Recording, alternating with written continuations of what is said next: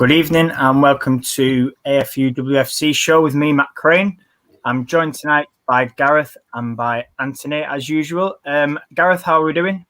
Yeah, good, thanks, mate. How are you? Yeah, not too bad, thanks. Anthony, yourself? Yeah, I'm all good, thank you. You all right? Yeah, not too bad. Good. So tonight's show then, obviously we will be getting into a little bit of everything. We've got pre-season, we're going to talk about that. So obviously games behind closed doors, promoting the club, growing the game, things like that. And we'll also discuss the Liverpool pre-season result as well. So I think we'll start with the pre-season result then. Obviously on Sunday, played Liverpool behind closed doors, finished 2-2. I'll start with you, Anthony, then. What were your thoughts on that? Obviously, there was a lot of changes, but first game under Mark Skinner, 2-2. Yeah, I thought there was some very good football at times. We dominated the ball as we normally do, but I thought for the first goal, Marisa she needed to be stronger. If she was stronger in that situation, Liverpool's first goal doesn't happen. But on a whole, I think we coped all right. I do think, obviously, it was always going to be a challenging one where it's about match fitness and giving players a chance. And like you said, it was good to see the young ones, hopefully the future of the club. So all in all, you're not going to get your 3-0, 4-0. It's all about building match fitness and trying new things. I thought that's what friendlies are for. Hence why Leah was on the right. But I thought that was a little bit strange. But other than that, I thought it was a good run out, good fitness, and it was good to see some of the future stars of hopefully Manchester United. Absolutely, yeah. And Gareth, I'll come to you. Obviously, Anthony talks about youth, and we know this is something Mark is known for bringing through. What were your thoughts then on obviously the youth players? How did they fare? And obviously the game as a whole as well. I think sort of talking the game as a whole, it's difficult to read too much into it. Yes, it's Liverpool. Yes, we want to beat them. But at the end of the day, this game counts for nothing. They've been training with Skinner for a week, if that. So that's not really enough time for him to understand what the players are about, for the players to understand what he's about and what he wants them to do. So I think it's difficult kind of to read too much into the result. I think I really like Leah on the right. I know it's a bit strange, but what it means that she's going to cut inside onto that stronger left foot, and I think she's going to be more of a threat and more of a presence in the box. We saw her goal was the ball coming in off the left-hand side, and she was in the box and scored with the right foot. And we saw Hansen's goal was standing forth, crossing the ball in, and then Hansen having cut in from the wing and being inside the box to finish it. So I think both of the two wingers' goals, actually both of our goals, came from our wingers cutting inside from being out wide. So I don't mind that at all. I think, it might be strange because Lee's not played on the right-hand side in 3 years. When you think about what it means she's going to do, then I think actually it can be quite exciting. And we go, well, who's going to support Russo if she's playing up front of the row? And we haven't got someone like LJ anymore to sit in behind them. Well, I don't think we're necessarily going to need that if you've got your wider players cutting inside and making it like a narrow three when we're in possession. So it means there's a lot of work for Blundell and Owner to do with sort of getting forward. They're going to need to track back. I think if we're playing with wingers cutting inside a lot and fullbacks pushing high off the pitch, there's a risk against quick sides that are happy to sit back. They're going to bomb forward and catch on the counter. So that's a potential risk. But yeah, I think seeing the youth play is exciting. That a lot of them are names that we recognise. Tara, Rebecca May, players we've seen either sort of make cameos or go on the bench.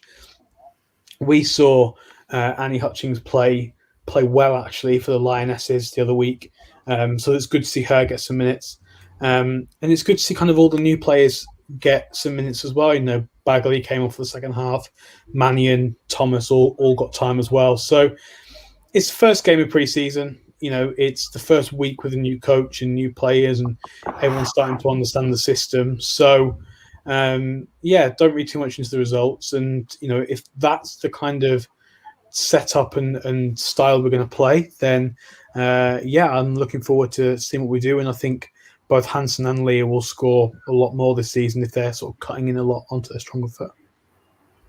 Yeah, and obviously, Anthony, that was something you mentioned, wasn't it, about them swapping over? Do you think then, similar Gareth was saying about that's potential how we'll set up, do you think that's maybe a good thing? Because obviously I'm thinking under Casey, there wasn't huge amounts of wing play, was there? There wasn't like, get the ball down, cut in, or get the ball down, cross the ball. It was a little bit more direct. Do you sort of, you in favour of the way that we played, or would you like to see that happen? And I suppose maybe a little bit unpredictability in terms of swapping wingers over as well? Yeah, I think it all based on who we're playing. Really, it's good to have that variety, that element of surprise. Like you said, they can swap over and it gives their defenders something to think about if they interchanging the wingers and round. But yeah, Gareth makes very good points about cutting in with their strong feet. So I think I totally get where he's coming from there. And like he said, both wingers got their goals. I thought Kirsty, you could tell she's done a hell of a lot in the gym and that. And I think you could tell, I think Kirsty was probably our best player against Liverpool. So no, I do agree. It's all about spicing it up a bit, not being the same. You want that element of surprise where they can't just be like, yeah, they're going to play like this way. So no, it's good. It is good to have different options, and hopefully you make the pitch wider, you create space. So that can only be a good thing for creating, hopefully, more chances. Yeah, absolutely. It's interesting, actually, that you've sort of mentioned that, because that was something we spoke on last night's Monday show, about sort of changing it up as per the opposition and being unpredictable. And I think I said yesterday, it's something we didn't necessarily do under Casey. For me, we were quite rigid. And I was sort of saying, now with Mark, you might see, wingers cutting in, swapping sides. And, we've seen it. Obviously, myself and Gareth have been to a few pre-season games, and we've seen sort of quick players and wingers swapping sides. And like you say, it's just something different and unpredictable. But I'll come to this, Gareth, and then I'll move on to you, Anthony. Do you worry that, obviously, with maybe lack of depth, that if, say, Kirsty or Leah does get injured, that we're a bit thin on the ground, or with the likes of Tooney could potentially play there and Fuso, do you think we should just about be okay? I think we're about as thin as we can get by on. I think we're at the point now where I wouldn't want to add a player for the sake of adding a player. If the right player becomes available, it's going to add something, then yeah, cool, let's go for it, let's add them. But you do look at that sort of front group of players we've got, and you worry about injuries there. Leslie spent a lot of time last season injured. Fuso spent a lot of time last season injured. Leah, I don't think, has gone a season keeping fit. Hansen's susceptible to a few knocks. Martha Thomas spent a good chunk of last season injured as well. It's just really Tooney of the forwards that has sort of been able to maintain fitness. So I think, we've got a decent group of players, a good number of players. I just think my concern is that we've got a good number of players that seem to be susceptible to knocks. Now, the question is why they're getting knocks. Are they getting knocks because they're being rushed back from injuries, so they're not coming back when they're properly fit and their rehab's not being managed properly? Are they picking up knocks because of the way they're training, or are they picking up knocks because they're just injury-prone players? we don't know the answer to that, and we can make guesses, but that's all they're going to be. We've had one coach for 3 years, the same group of players for 3 years. It could be any number of those things. So I think what we need to do is make sure that we keep them fit and that we manage their returns properly. And I think with maybe only 6 attackers, it might mean that we have to rush them back sometimes. I don't want that to happen. If the right player becomes available, let's go for it. Let's bring them in. But let's not just bring in someone for the sake of it. I think we panic bought players before, and they've ended up kind of leaving or sitting on the bench or not really having the contribution that we wanted them to have. So I don't want that to happen again. I think Tooney on the right is fine. I think she's played there before. She played there for Blackburn, played there for City.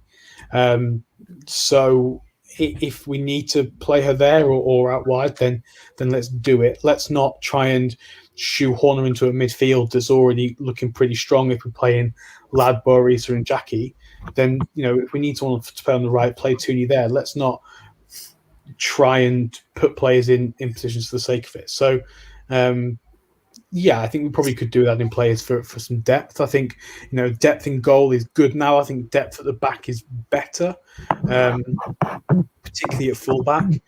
I think probably could do with another centre back, seeing as 2 have left and 1 has come in. But Lad Haley can drop back there as well. She's done that for Wales previously, so that could happen. I think really we're relying on an relatively injury-free season up top to keep that core group of players fit. 1 or 2 injuries we can deal with, but if we're looking at a point where we've sort of got 2 or 3 out at the same time, it's then a problem. I think Fuso played a handful of games last year. Russo's not played for months. So I think this pre-season is really important for sharing the minutes around and getting them used to being on the pitch and playing on the pitch and playing proper games. Because it's one thing to play the training games that we see the pictures every day, but it's another thing to play a competitive game, even though it's a friendly. Yeah, and obviously, Anthony, what are your thoughts then? Because obviously, like we touched on, if wing play is going to be the main style of play this year, having potentially 2 out-and-out wingers is a little bit of a gamble, isn't it? Like Gareth said, and obviously Carrie Jones is only quite young, although she was outstanding yesterday. What are your thoughts on that then? Similar to Gareth or different? They are similar to Gareth. He pretty much talked about everything, really. But he was going on about the wing play with where Tooney can go on the wing. We also know Jackie can do a job on the wing. Now, obviously, we know Jackie's best position isn't on the wing, and ideally, we want Hanson and Leah as the main 2 wingers. But like Gareth's pointed out, they're both liable to have pick a knock up, be out for a while, especially Leah. Like Gareth mentioned, she's not got through a season without a long-term injury, really, 2-3 months. So in that sense, I do think we are a bit light for that sort of thing. But where we've got the depth in the midfield now, where we can play Lad, Borisa and Zellum, then if you do have to play Jackie or Tooney on the wing, then you can do.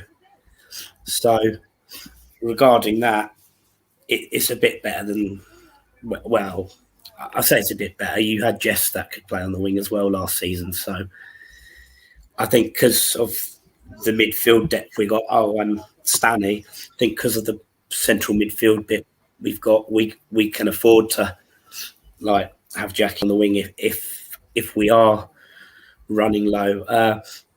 I would like to see, if we're going to do that, get someone in, maybe someone who can play on the wing and up front, who's just as good at doing both. But like Gareth says, you don't just want to get a name for the sake of it. he discussed how some players got brought in and they got benched. I think he might have been thinking about like Abby McManus and that. She started and then it went very downhill for her quite quick, where Amy Turner was just phenomenal. And then we bought Maria in, which was more of a replacement for Abby. But I think one or two more signings, hopefully. Mark's been speaking to John and that, and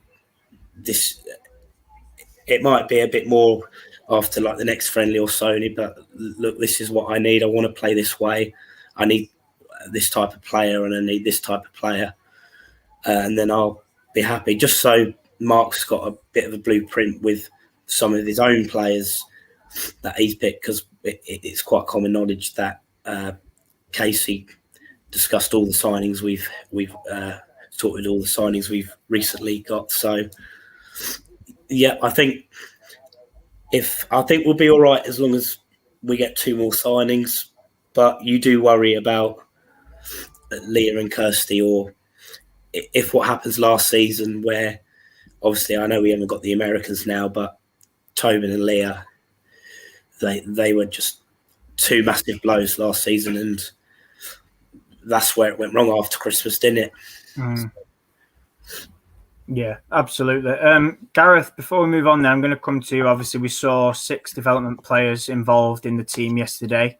I know you briefly touched on sort of, Annie Hutchins earlier, but how pleasing is it to see that? Because obviously, we've not got a huge squad at the minute. Mark, and we've all talked about this in the past, Mark is known for bringing through youth, but going to talk to me on, who impressed you or what you liked about that?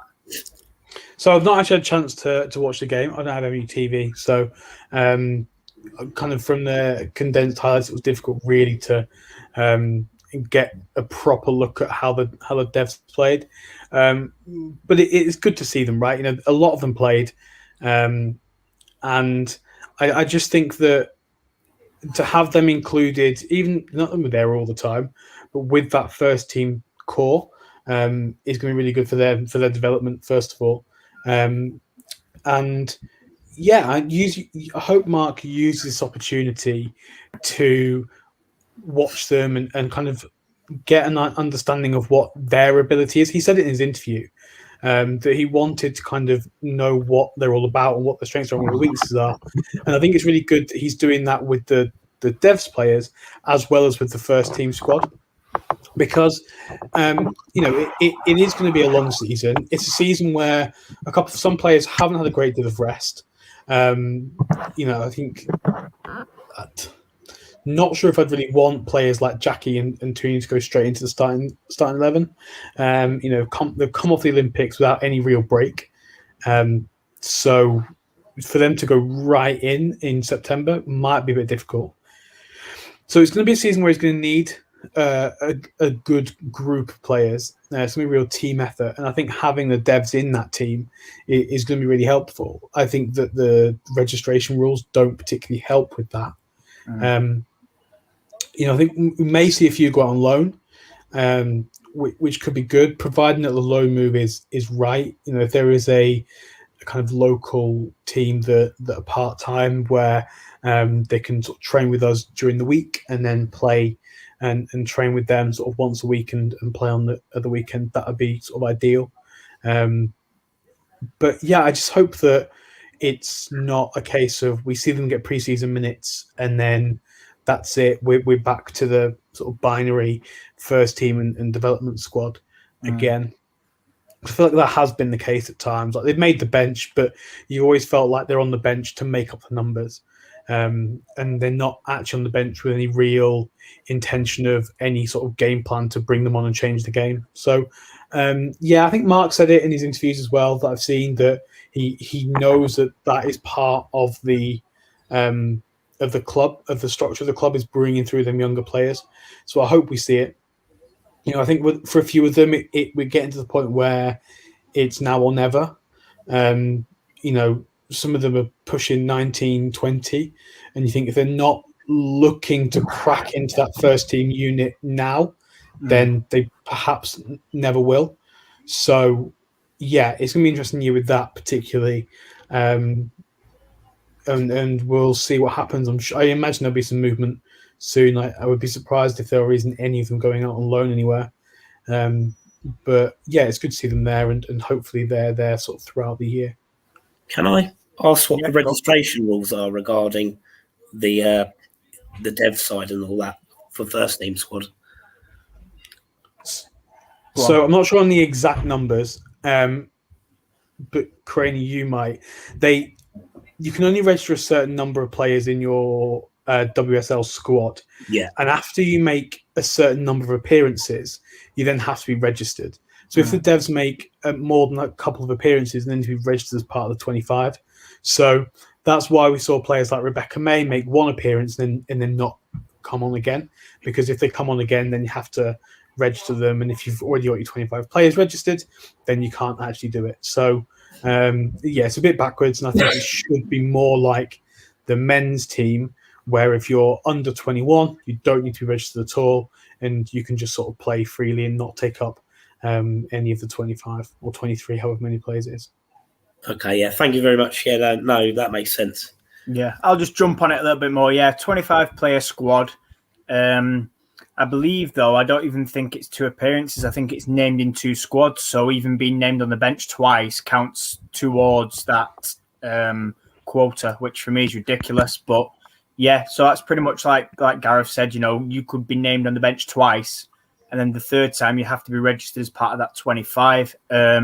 Whether that will change with obviously the sort of, the homegrown rules not counting towards that quota, I don't know how that'll work in terms of, the bench and things. But yeah, that's pretty much where that's at. But it's like you said, Gareth, I think for me, it is important that some of those players do get the loans, because I think for somebody like Carrie and probably Tara Bourne to go back to the development squad now, I think they're beyond that. And I don't mean that in disrespect to like the other players or that system, but for me now, that would be a backward step, having been involved with the first team, whether that's been training or the odd game last season. And, I'm sure they'll be involved in more pre-season games. I think if they're not going to be used within the team and brought on for the, the Conti Cup games, odd few minutes here and there, then I think it's massively important that, for me, they go and, like I say, get that experience on loan.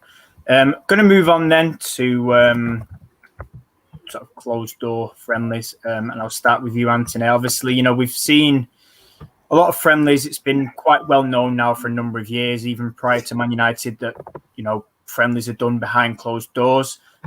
It's now becoming a lot more common, sort of championship and lower down, than it never used to be. And the reason they did state some clubs was obviously trialists, which is fair enough.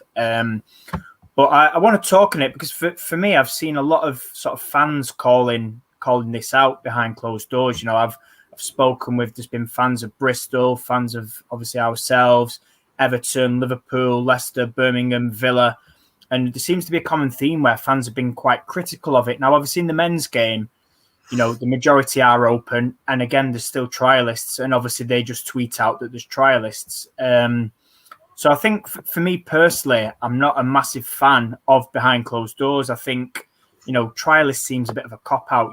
If it's there, we're wanting to grow the game, but yet we're closing it off. And, again, this weekend, fans have been critical. Some clubs have, like ourselves, we stream the game on MUTV. Some clubs have put out pictures and no results. Some have put out results and no scorers, and some put out absolutely nothing at all. So I want to get your thoughts on it, Anthony. What do you think about it? Can you see why? Are you in favour of it? Are you against it? Talk to me about sort of, pre-season closed off completely. Yeah, I'm with you. I'm not a fan of behind closed doors. I possibly can see why they're doing it, especially with like COVID regulations and all that at the moment. But I think someone mentioned it earlier before we went live or something. Man United played Everton at Old Trafford on Saturday. Mm-hmm. Now, why couldn't they have had the women's game before? So maybe have moved the Everton game to later in the day, which is what Arsenal and Chelsea did. They had the women's on before, and then the men's side play. and it's not just. It sort of opens it up a bit. Like if you say I know it's only friendly and you pay for your ticket, but say you maybe a couple of quid or get them for free for that game, then it might encourage people to go and watch it, and then it might encourage people like, actually, this is really good, and they want to come and watch it more and see what it's all about more. The promoting side of thing of it, which I'm sure I think you were going to talk about later. So, in that sense, I wish we could do that. We've got the stadium for it, but I agree with you with the trialist thing. I think it's a bit of a cop out, isn't it? If men have trialists and everything comes out in the men's game, unlike the women's game. So, no, I agree with you there. I don't think that's a reasonable excuse. We've got 3 friendlies and even one friendly where the fact it's been so long, and that you can see where they're coming from, but I do think they're copping out a bit. Like I just said, I'm not really a fan, but they have their reasons. I don't know. Probably it probably saves the money because they probably don't have to have so many match day staff and all that or something. So I don't know what Gareth thinks. I think you're on mute there, pal. Yeah, I was going to say, Connor, yeah. Yeah, I was on mute. A couple of things. One, no issue with the Liverpool game being behind closed doors. Leeds Centurions were at home on Sunday playing at LSV, so there wasn't really anywhere to play the game apart from Old Trafford, but logistically it just may not be possible. I don't buy it, but that could have been the excuse. So playing the game at Carrington, I don't expect them to open Carrington up to public. So no issue really with that game. They put it on MUTV, which, I mean, I don't have MUTV, so it was a bit frustrating, but it is what it is. It was there for fans with a subscription to be able to watch, which is more than 98% of every other friendly going. Arsenal Chelsea streamed their game on Arsenal TV. You had to buy a match pass for it though, which I think is another good option. Maybe sort of £2 buy a pass and you can watch it online. I don't know how much it was. It might have been a £5 actually, which is still fine. So that's another option. The trialists excuse I don't buy whatsoever. I went to see an Oldham pre-season game last month, and there was about 7 trialists in the starting 11. Got a team sheet handed around, and it was literally trialist A, trialist B, trialist C, trialist D, trialist E, trialist F, and then you had trialist G and H on the bench as well. So, it's not a problem there. Watching it, I was like, I have no idea who these people are. Like, not massively aware of other League Two players, but I could have worked out who we were looking at signing, and I reckon some of the players that we announced at the weekend I'd probably seen that were there and could work out who we were getting, but it is not a massive deal, so I don't buy that. I just think it's really strange that the clubs, it's not the behind closed doors that I have the problem with, because Anthony's right. There are costs involved in putting a game on inside the stadium. If you have the game on inside the stadium, you've got to pay for staff and stewards and all that kind of stuff as well. And if you're charging £2, £5 for people to come watch a pre-season game, you're probably going to lose money on that. So from a financial perspective, I understand it. I don't like it, but I get it. The thing that I really don't get is why it's so secretive a lot. Like for United at the weekend and for Arsenal and for Chelsea, we know the lineups, we know the goal scorers, we know what happened in the game. For Leicester, who played Chelsea over the weekend, we didn't know what was happening in advance. Fans didn't know what the score was initially. They didn't know who the goal scorer was. It's not been tweeted out who scored the goals. You just kind of have to guess from looking at the pictures of the player that's been celebrated with. And then you kind of think, well, the score was 3-1. It looks like they scored. Cool, I guess. No one said that Siggy scored a hat-trick until Emma tweeted out way later. You kind of saw from her Instagram post more hat-tricks to come. So they were like, well, I guess Siggy scored a hat-trick in this game. That's the stuff I don't get. And it's not just Leicester. We did it last season. Oh, there's been a few clubs. There's so many clubs that do it. And I just don't get it. I don't get why.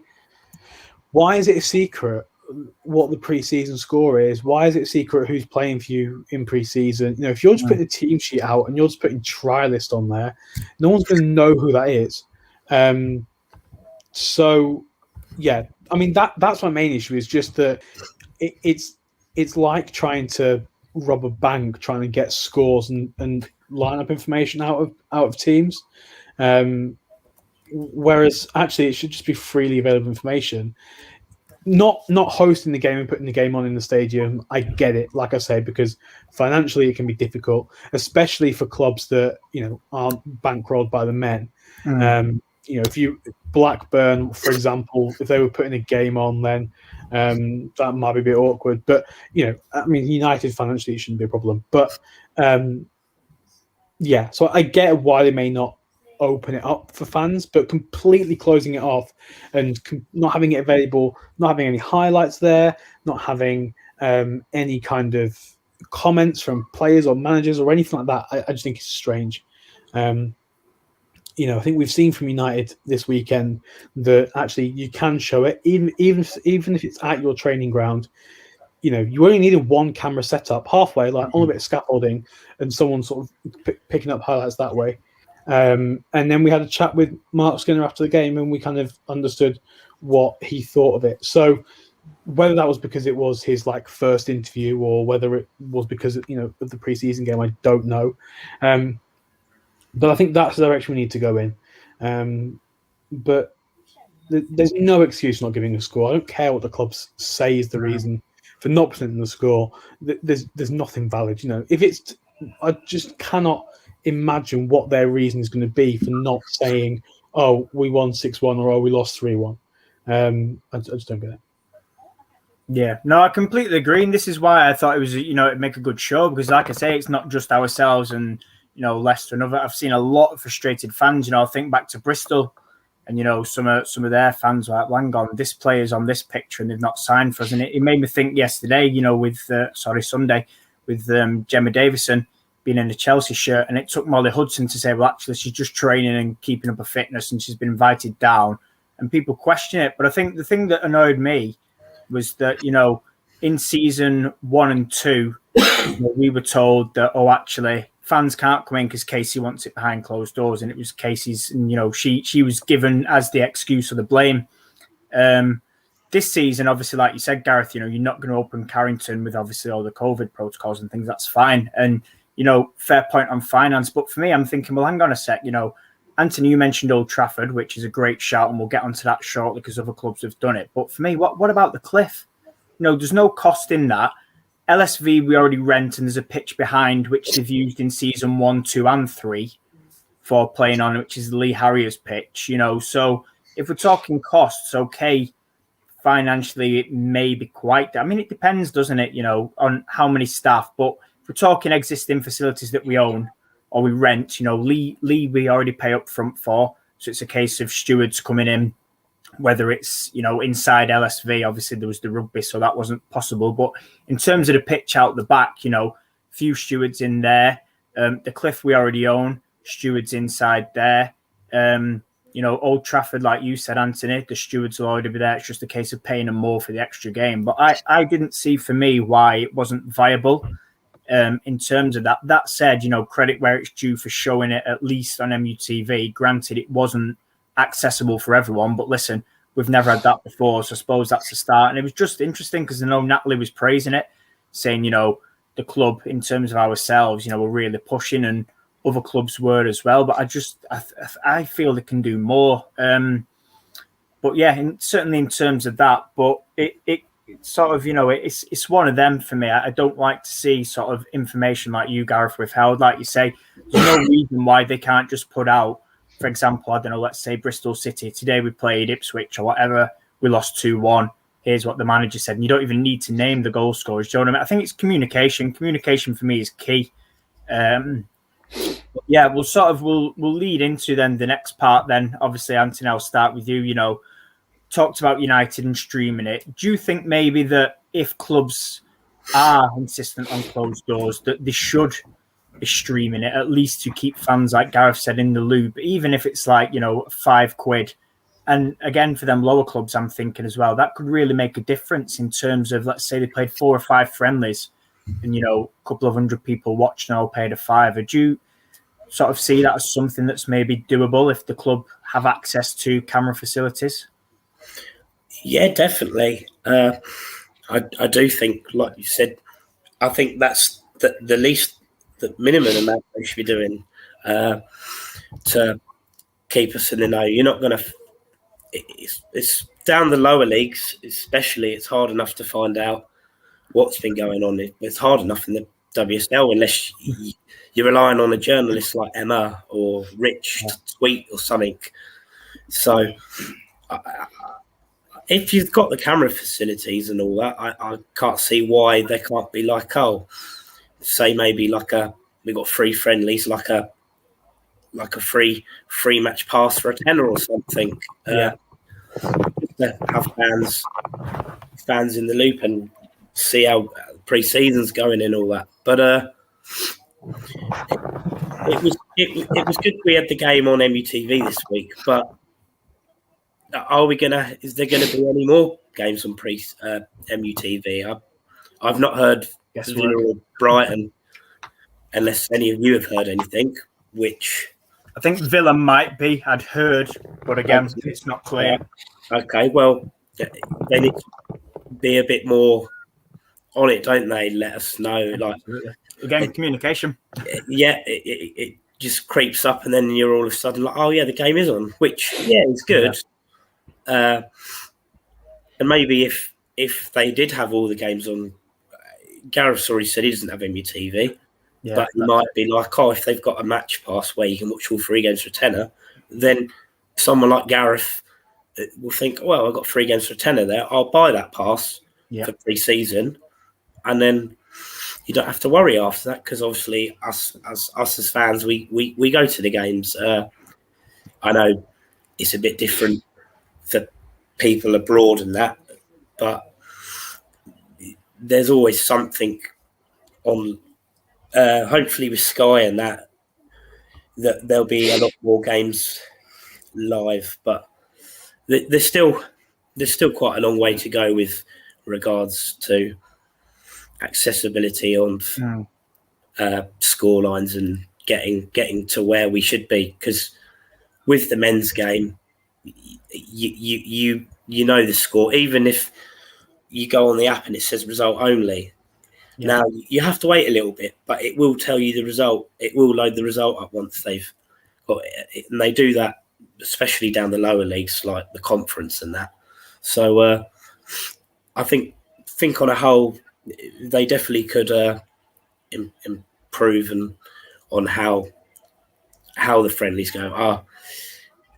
Especially next season, if we're back to normal. I know they say COVID's always going to be around a little bit, but we're all double jabbed and everything's back to normal. I don't see why they can't let us access, because we went to Norway.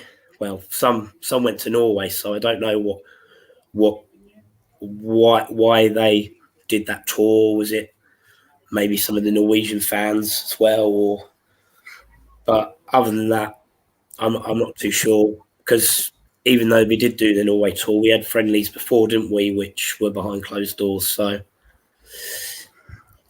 puzzles me sometimes. Yeah. I think. Go on. I was going to say, I think, going abroad is different. I think they'll always, if they go abroad, try and open it up for fans, because just purely from a corporate perspective and a money perspective, they're going to want to try and tap into a fan base abroad. Yeah. So I think there's just more money in it. There's just more money in, I get to go and see Man United women rather than watching it on TV, because they're not going to move a league game over there. So the only chance they're going to get to go and watch them is to go and have them play over there. You see it in the men as well. That's why they go to China and the USA when they possibly can, because they'll ram the stadiums full of 80k people, because it's the only chance they're going to get to see Man United go and play in the flesh without paying thousands to fly over and watch a league game. So I think that's slightly different. But yeah, I think there's without sounding cliched, but streaming is the future, and clubs either need to get on board with it and sort it, or just be left behind. You know, we've seen now the Women's Champions League has been picked up by DAZN, the Women's Empowerment League in its inaugural season, the Japanese League in its first ever year as fully pro has been picked up by them as well. So they're both going to be on that platform this year. Obviously, the FA Player is a thing. We all love to have a whinge about it, but it's better than anything else that there is of its kind for free. It's not difficult to set up a camera, run it through a computer onto YouTube, right? Oldham Athletic can manage it, playing against like other local teams, and they stream it through onto Facebook. So that's happened a few times, and it's not great. There's no commentary. You just get the wind noises and you hear the pitch, but you can see what's going on during pre-season. And I think people, would probably complain if it was just a single camera setup that kind of just panned across, and all you could hear was the noise of the wind and the pitch sound. But it's better than what we've got now. And I think people go, okay, right, this is fine. It's not great. It's not what we want, but it's better. I think people just want to be able to follow their team. And I think at the moment, it's difficult to do that. And they're you almost have to put effort in and sort of like hassle people to be able to follow your team. Like I can't imagine what journalists' mentions are like every weekend. Oh, so-and-so played a behind closed doors friendly today. And then their mentions can be full of people going, what's the score, who scored, what was the lineup, all that kind of stuff. So, clubs should want to make it easy for you to follow your team. And at the moment, with pre-season, that's not the case. From September through to March, great. It's much more accessible. The FA Play is great. There's the women's football show on the BBC, and that's good. And all this other kind of stuff. But it seems crazy that the league's now becoming big enough to a point where video games companies are going, okay, we're going to spend money incorporating this into our game. Like, you're big enough for us to spend money coding and hiring a team of researchers to go and work for it. But yet there's still teams that aren't telling you that a preseason friendly game even happened. It's just strange. Yeah, which links me into the next bit of sort of promoting and growing the game or the clubs. And Anthony, I'll come to you on this. Obviously, you mentioned about maybe back-to-back with men's game, and it's something we've seen Arsenal do. Spurs have done it. I think back to when me and Gareth went to FC United at the weekend and they did it. I believe that Rangers were either doing it or looking into it as well. So maybe that's an option. Do you feel that, in terms of, we're linking again to finance, but I think, it's shown in lower tiers, if they can do it, that we should be able to. Do you think that might be the way forward, if we're not going to maybe go out alone, that we do double up on games and say, well, actually, you've never watched a women's game, come and watch this, or you're a little girl and you've watched the men's. Actually, the women's is cheaper. So rather than going to one or two men's games a season at, say, 25, 30 quid for a child, you go to Lee and you pay that for a season. What do you think is maybe the best way or the correct way in terms of, like I say, promoting it and even just bringing in new fans as well? Like I said, I definitely think it would help if you have... We know we have no problem filling 70, 80,000 inside Old Trafford. And if they do have the women's game before, I don't think you're going to get... There's just that stigma where there's too many people are like, oh, you've got too many fickle fans that are like, oh, shouldn't you be in the kitchen? Which is still a problem. my mate always jokes about. I know he's joking it about with me, but there are people that aren't joking; they're actually being serious. So, yeah, you might not get a full capacity for it, but if you can get even half that before the men's game, or they might come in because it will still be open access, so they might come in halfway through and even catch in like the last half an hour. So, like you said, it's if there's access to it before the men's game, then they might change their way of thinking. They might think, actually, there's some really, really good football here, and then they might look into it a bit more and think, I'll look up where they play and that, and then want to go and watch the game. I do think they should look to do at least one game a season where they do that at the stadium. There's a bit more of a financial cost, like Gareth said, but it's only for stewards and that. Normally, otherwise, if you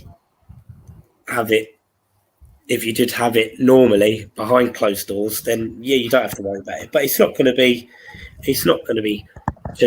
too much more for the double game. So I think it definitely needs to be touched on, like a lot better. If you're not going to do accessibility like with TV wise, I think I'd like to see next year when things get back to normal that they do make more of an effort. And we've discussed advertisement in that.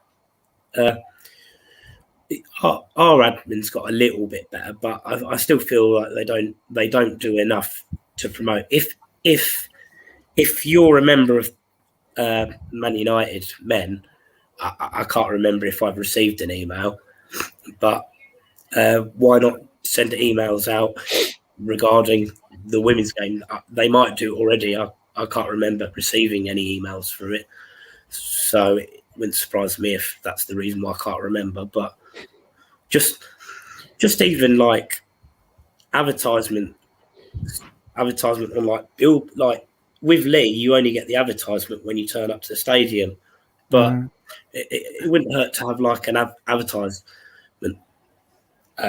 maybe in the summer, like on a billboard or something. Like, I know it's a bit of more money, but if you can get that knowledge out there, people, because some people might not realise. I know, especially with the littler, I know it might be a bit harder for the littler clubs, but it's especially with a team like United. I think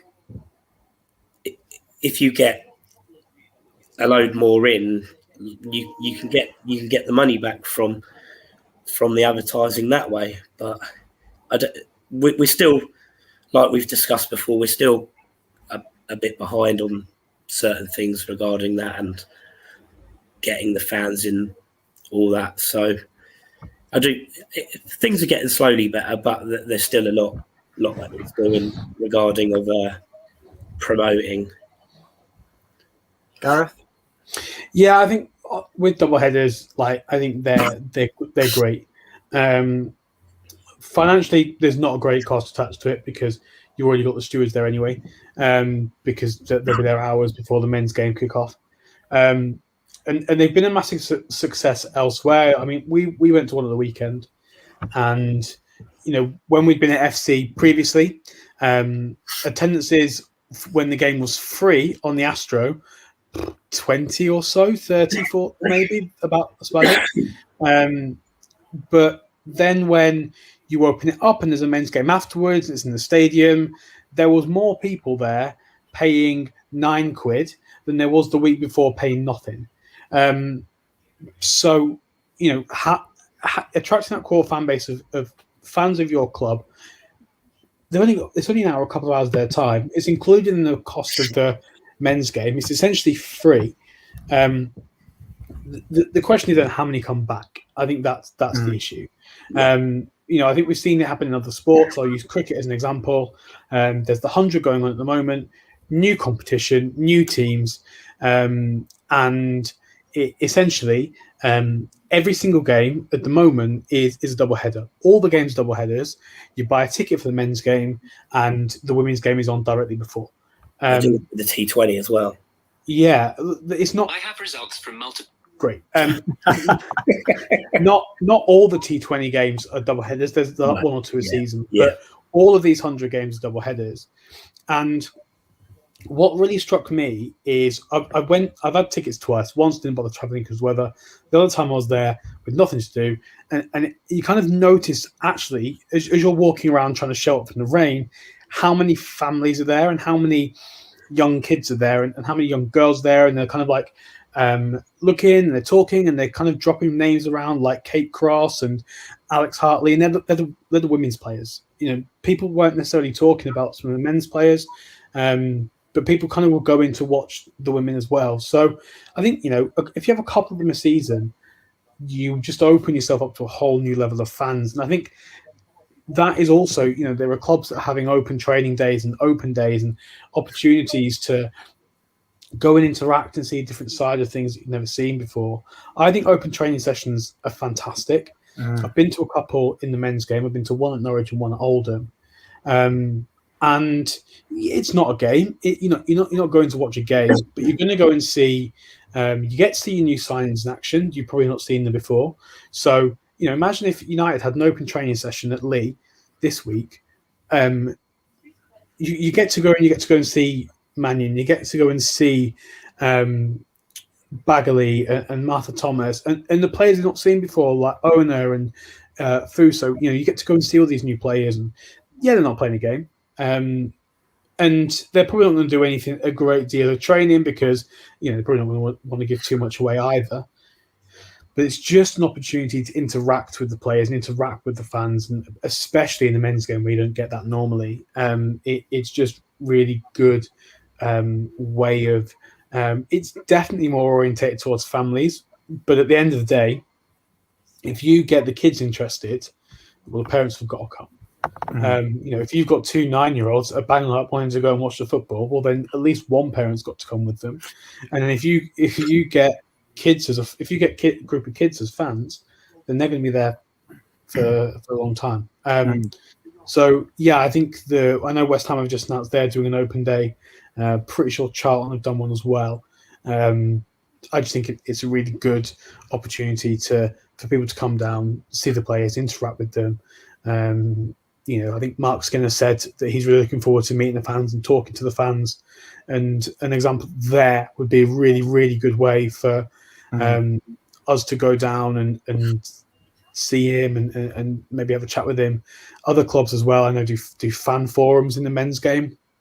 So you can buy a ticket and you can go, and it's basically a Q&A with the manager. Only ever seen clubs that are being dreadfully, dreadfully run do them. And all the sort of questions seem to be around when is so-and-so leaving. But it's an opportunity for kind of that transparency, which I think at the moment in the women's game is lacking. Like I say, you know, you have to battle to support the team sometimes. And there's a number of opportunities like these open days, these open training sessions, to just be more transparent and attract new fans. Yeah, I think I'm just going to quickly touch on that before I wrap it up. I think, like you say, you know, the key thing is getting those fans back or going consistently. And like you said, you know, I've been harping on about open training since season 1. You know, I think back to even at games, you know, pre-match, I've been to, you know, other clubs, Everton, Liverpool, Man City, and they've always had activities for kids. I think back to the Reading game, we did it for 1 week in the Conti Cup in season 1. And there's that entertainment and lots to do. And like you say, it just builds, doesn't it? Okay, we got 5K and a lot didn't come back.